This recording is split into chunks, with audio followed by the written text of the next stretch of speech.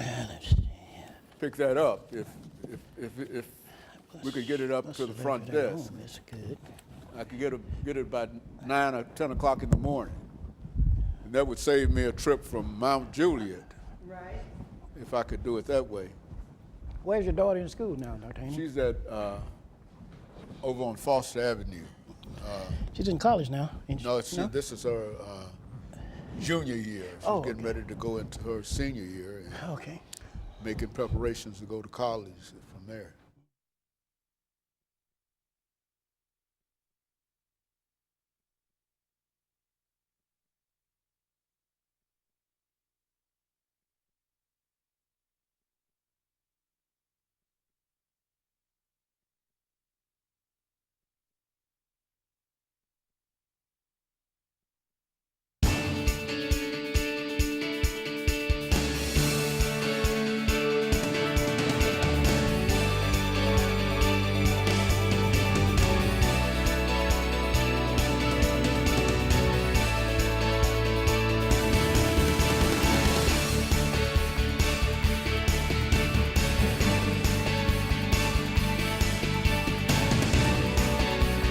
Thank you and welcome to the show this morning. The topic this morning is African American youth and violence, and we're fortunate to have with us to talk about African American youth and violence, Minister Gregory Taylor. And of course, Minister Taylor, let me welcome you to the show this morning. Thank you. And to tell you how delighted we are to have you here one more time. As a matter of fact, you've been with us on several occasions, and each time you bring us such excellent information. And we've heard quite a number of encouraging words said in reference to some of the things that we've talked about here on this particular show. And what I'd like to do today is to give you an opportunity to talk about your background, your education, and some of your experiences. And we'll take the first 6 minutes in order to do that, and then we'll have a break, and we'll come back for 8 minutes.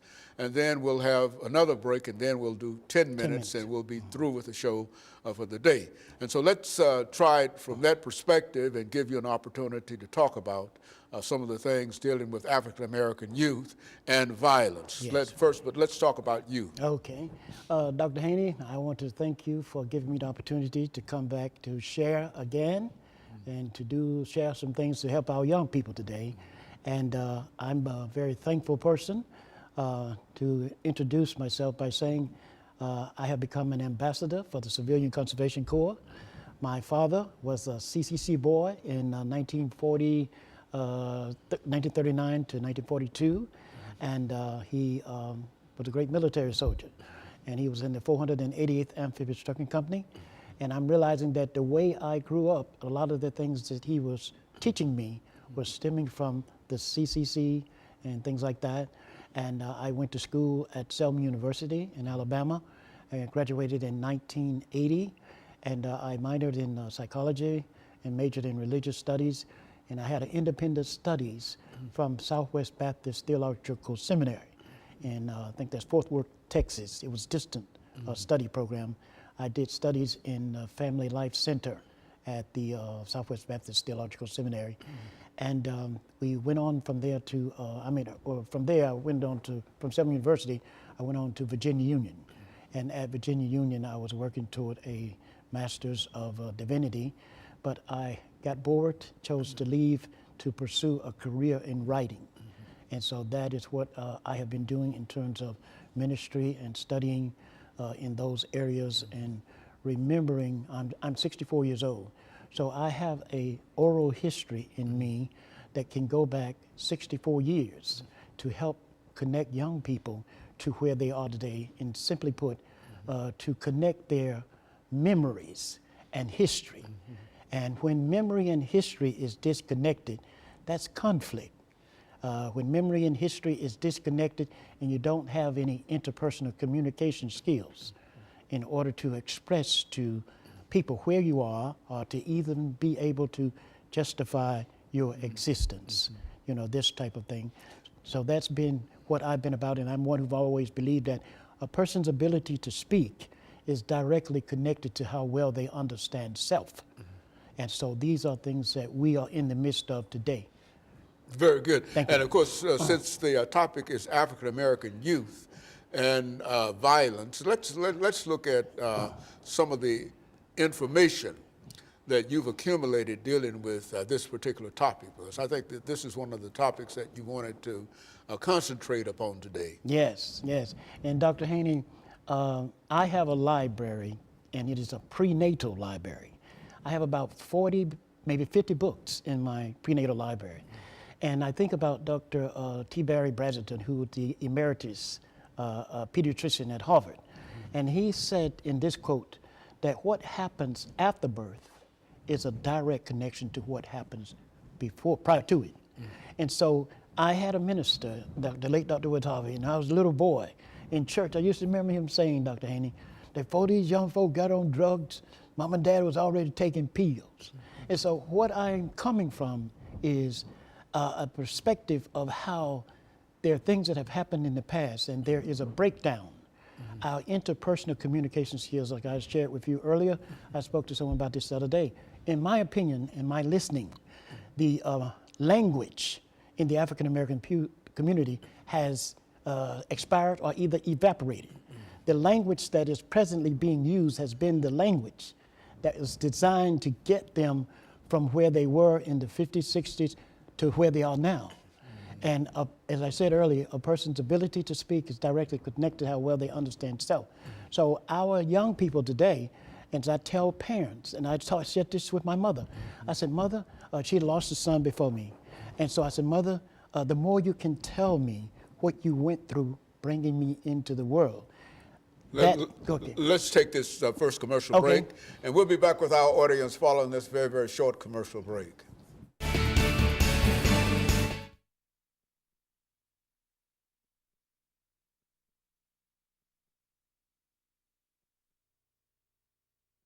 The information that you're given. Thank you. And remember, the topic is still African American youth and violence. That's right. That's right. And try to deal with that. That's right.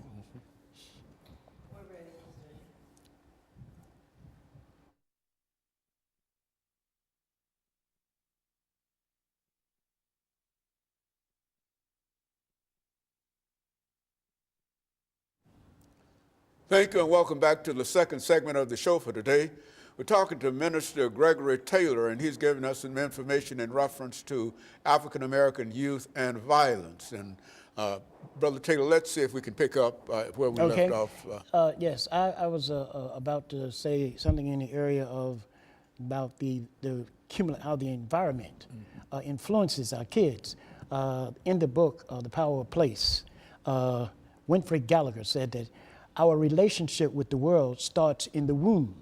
And I'm one who believes, Dr. Haney, very strongly in this, as I was about to say about my mother. She lost a son before me. I've been imprinted by that. I've had to go to medical school at Emory, Georgia Tech, Morehouse School of Medicine, in order to get a sense of understanding what happened to my brother, which I was being misdiagnosed by. There are a lot of young people today in our hospital facilities. The communications in hospitals are terrible today. You know, that's one of the things when I was studying in school, and it said that if you had two students, one a medical doctor, one to be in English and one to be in biology, BS in biology, and they wanted to go to medical school, they would accept the one with the BA in English. Why? Because the communication is bad. A lot of people have not learned how to say what it is that they need to talk about. And this is creating a problem. Then you have hearing loss. Hearing loss. A lot of people don't let there be known that they're suffering from hearing loss. You know, one of the young African-Americans were shot in South Carolina by a police officer standing at the service station. I was looking at it on television, and he must not have been able to hear him or something. So you have a lot of factors that are going on that need to be addressed that I don't have the time in the ways in which I could address those things, and the interpersonal communication skills. The lady named Kathy, who's a librarian, I think she was last at Bardo, saw me on one of your shows, and she said, Taylor, I saw you on the Dr. Haney show talking with some sense. And so that captured me, talking with some sense. And if you don't have interpersonal communication skills, how can you talk? And old folk used to say, when words run out, folks start fighting. You know, and so you have fights and stuff going on now everywhere. You know, and so it is something that has got to be done. And also, a lot of people don't like to hear this, but wealthy African American people who have made money off of the civil rights era, I believe that they have the funds to come together and create some kind of support system for those who have not profited from the civil rights movement. And all of these factors, and in Selma, Alabama, and get this in very quick. Selma, Alabama, 1960, Dr. L. Wilkins wrote that when the civil rights movement left Selma, it left a schism, a lack of spiritualness, a moral decay, and a confusion that affected the families, the schools, and the churches. And the civil rights movement affected my family in Tuscaloosa, but I didn't discover it. That was in '63. But I didn't discover it until 1992 in the Selma University Chronicle. And we have all of this. And right today, I was listening to the radio, WVON radio in Chicago last night. And they're just talking about the violence and stuff going on there. But they're talking about it with the language of the used to be. You know, they are like on the radio talking about stuff and what they used to do. And as Dr. David Jones said, the world we're in now is not the same world we were in. The world we're in now is not the one we grew up in. And this is why it's so important for their history and memories to be connected. The church used to be the place where that was done. But now they has changed so, it has gotten loud, and it is said that in the CDC that our schools, I'm about to forget it, that our schools, churches, and prisons are the 3 loudest places in America, mainly at 11 o'clock on Sunday morning. So all of these things have got to be addressed, and there's no way for these young people to be able to know the different things that they are under the influence of. They don't have the language is not there, and they have not had the experience. There is a serious breakdown in our community and in our churches. And he even say this, right now I'm having a problem with the president of the National Baptist Convention, the president of Alabama Baptist Convention, and the director of the Sunday School Publishing Board. They're all from Mississippi. And do you know Dr. J. Robert Bradley gave his life to those 3 institutions, the Southern Baptist and the Baptist World Alliance and the Board Convention. They have walked away and turned their back on this great singer that you introduced them to here in Nashville through this television station. And his music was used to diffuse racial tension, conflict all over the world. And in his book, which we have started a study in the J.C. Napier community over in the Pruitt Library, we're studying Dr. Bradley's life over there. He started out dirt poor. And when he first sang in the National Baptist Convention, he had on his feet, he was barefoot, and had been on the creek fishing, and mud and everything was in his toes, you know? So you take a great life that, which had been used, the Queen of England gave him his money when he was in England, and his music, he sang in Seoul, Korea, where he received the Iron Ship Award. I sent President Trump a copy of his book, and he sent me a thank you note. And you know, Dr. Haynes, I got to say this here, when you love somebody, what I like about when you love a person and you know that you do and you really do, that's what enables you can say that I love you. And also, I love this president. Why? Because of the complications that has been in my family, what I have grown up through from the 60s, the civil rights movement, Munchausen syndrome by proxy, all of these complications that I have had to grow up through. And it was a quote of President Trump that said, any problem that you have, if you think about it long enough, it will become an opportunity. That quote enabled me to take on all the complications that were in my family that has affected me, and it will help these young people today.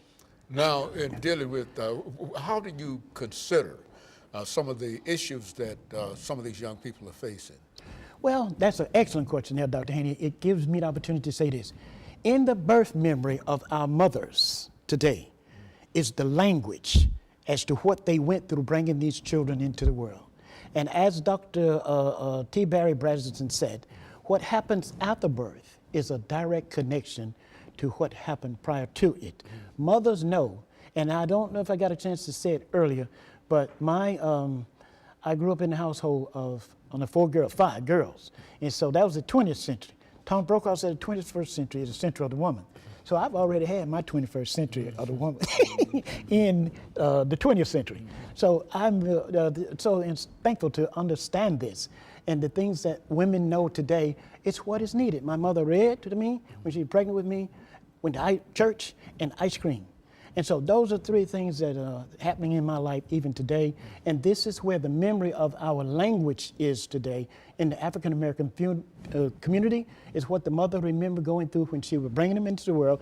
This is what is needed. And I would tell my mother, I said, Mother, the more you can share with me about what you were going through bringing me into the world, I said, it would help me to communicate with the police and not be able to make to feel guilty about something that I don't have no guilt in me on. Okay, and so what we'll do, Minister Taylor, is to have this final commercial break. Okay. And we'll come back and we'll have about 10 minutes for you to sort of round 10? this I thought we in. got about it. Yeah, well, 10 minutes to wrap this Okay, information up. okay. Okay. And we'll be back with our audience following this very, very short Okay. commercial break.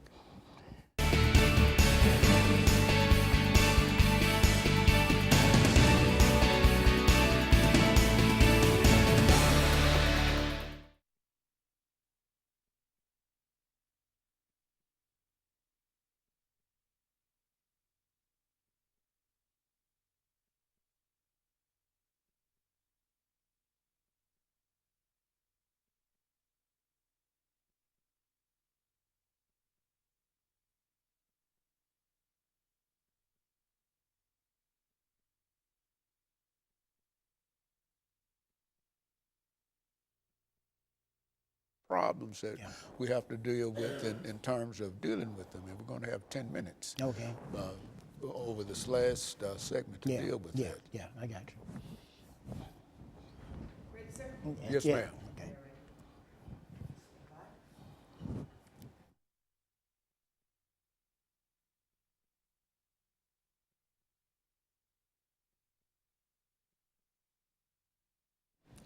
Thank you and welcome back to the final segment of the show for today.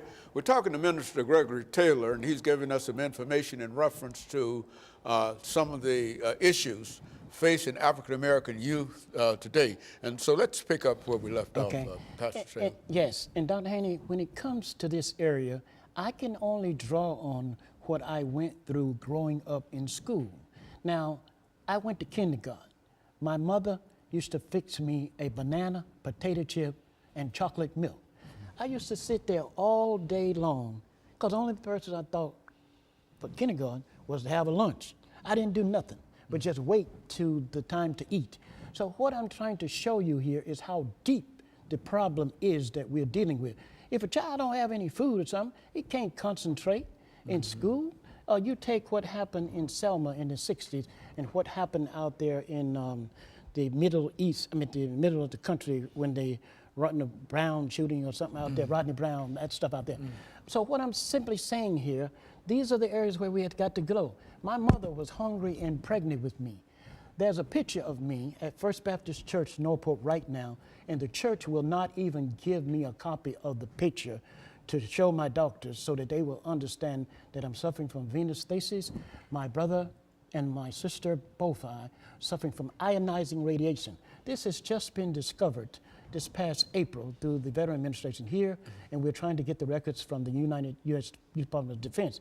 I'm using my experiences. This is all I got. I didn't participate in this 60s stuff back there. We were not allowed to march, rock, or clap in church. I associate all of that with the 60s. When they came back from the streets, marching, rocking, and clapping, this is what they brought back to the black church. And this is what these young people are getting. I'm a purist when it comes to the music. I didn't jazz it up, you know, and so this is the same thing was with Dr. J. Robert Bradley.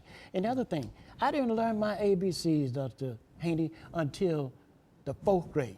Back during that time, if you had a pretty stable family, they could count on the people in the family to help teach you, you know, what you were not getting. So all of these other things has got to be consideration. My mother allowed me to quit kindergarten because I was afraid of the teacher's voice. And a lot of our males are being ridiculed today. And I found out last week in the health department that babies are dying in North Nashville before they reach their 2nd birthday. I count the prenatal. So before they reach their 2nd birthday, they're dying. And now these are the areas where we got to go and see when we've been influenced by the camera, you don't see what's really happening out there. I told them on the radio last night, I said, you all who are on the radio, they need to get off of the radio and go out into the community and let the people feel and talk to them. All the things that are happening in the cities and country today, you cannot process all of that accurately through black radio. you know? And one of the other things that I have been doing, Asking Black Radio, why don't you use this channel to teach our kids interpersonal communication skills? They don't have those. Encoding, decoding, getting feedback. And when a person is interference prone, they don't have those skills. I didn't have them. I learned what interpersonal communication skills were when I was at the University of Alabama in 1973. I was amazed. I said, you got language here for scribe talking? You know, and so all of this is what we got to give consideration to when it comes to our young people, because they see the world differently, and we just have got to communicate it to them accurately. But in these areas is where they have got to go. And the lady of the Children's Defense Fund, Dr. Marian Elderman Wright, and Dr. Alvin Poussaint both said this. Our kids are being prepared in prenatal for prison. And said, this is where we have got to go. And the only way that we can go there, far as I know, is that mothers learn to share with their children what they went through bringing them in the world. And I tell them, if you love your children, give them your medical records and keep them from getting a police record. You know, these are the things we got to do. And a child's most basic fear is sound and falling. And they know when we mean what we're saying, or they know when we are sounding what we're saying and saying what we sound, you know. So these are the things that I see that will curtail violence in our community among our youths and things of that nature. And so you think that what we ought to do is to create a situation. How would you create a situation so that African American youth could recognize that people like yourself are trying to help them? Yes. You know, in many instances, we find that many are not appreciative when you attempt to try to give them the kind of information that you're talking about now? Well, it depends on how you sound. Like, I still have my kid heart, and I'm very protective of it. And I don't have the emotions of any other era in it. It's my kid heart. And when I was at school at Selma University, I used to try to get the leaders of the National Baptist Convention and the Alabama Baptist Convention, why don't you let the husband and wife sit on stage in the church, in the pulpit, and let the congregation question them, and to see what kind of interpersonal communication skills the husband and wife got. Because a lot of them, they may not be one in Christ. So we need to see who is running the show, not from behind the scene or on telephone, this kind of thing, but these kids need to see that. You know, and I'll never forget, I was at the, go ahead. Well, would you say the most important thing here is to get them to go to church, to get them inside of a church? Yeah, that is true. You true. talk about unable to understand the relationship between the pastor and his wife. That might be of some concern.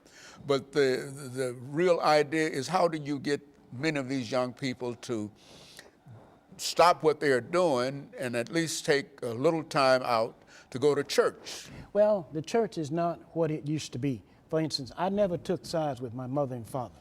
I always learned from both of them what I needed, because they didn't have all they were projecting that they had. And so they were doing the best that they can to help me to get to what it was where I was trying to go. So it relied on the church. And the church today does not have that supplement. Interpersonal communication skills. Order in the black church came through the worship service, through, you know, going through the worship.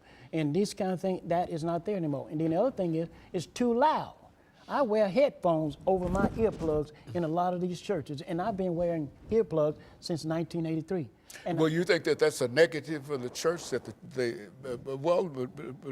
what do you mean when you say it's too loud? Well, the scripture There's not a spirit of happiness, or what? Well, the spirit, emotional, the spirit tells you that things that are dead, 1 Corinthians 14, chapter 6, 7, and 8 verse, things that are dead can give sound.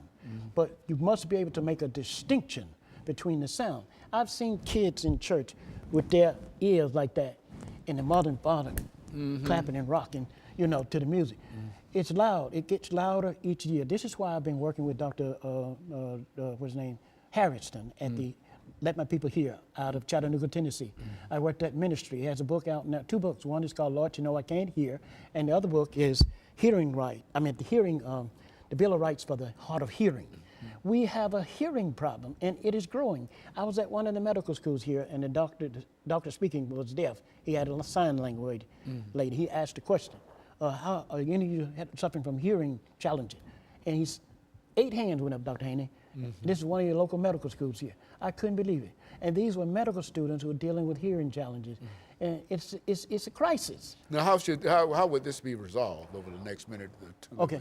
Well, the way I see it being resolved, one thing, the African American radio can start taking 2 or 3 minutes to explain interpersonal communication skills. Because encoding, decoding, getting feedback, you can tell when a person is interference prone.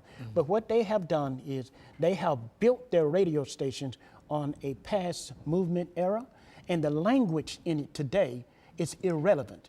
Simply put, the African American community does not have any language.